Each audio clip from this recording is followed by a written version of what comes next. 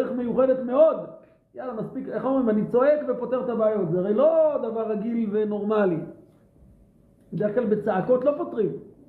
אבל פה זה משהו מיוחד, כמו שדיברנו, כן, שהיצר הרע באמת הוא בלון הפוח, הוא רק קיבל רשת מהקדוש ברוך הוא להתגאות, להתרומם בחוצפה כזאת, ולא משהו שבאמת היה אמור להיות שייך לזה.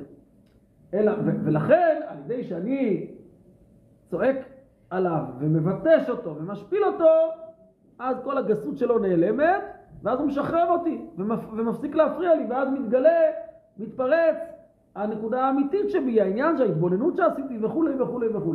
יתרה מזה, אם אתם זוכרים, דיברנו שבדרך הפעולה הזאת הבן אדם זוכה אחר כך לחוות את האלוקות כמו בראייה חושית. אמרנו, זה משתדרג משמיעה לראייה, רמה אחרת של אמיתות, של התאמתות. בסדר? זה למדנו בשיעור קודם. כעת אדמו"ר הזקן יביא הוכחה מעניינת מהמרגלים על הדבר הזה. אז אני מתחיל לקרוא. אז כמו שאמרתי, שורה תשיעית, עמוד 74, שורה תשיעית מלמטה.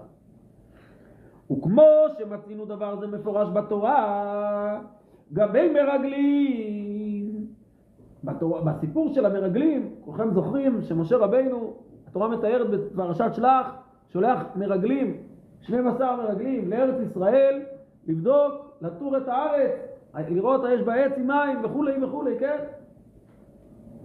וכשהם חוזרים, מה הם מספרים? ארץ אוכלת יושביה. בקיצור, חוזרים, משחררים קיטור על הארץ, קיטור נוראי, מוציאים דיבת הארץ,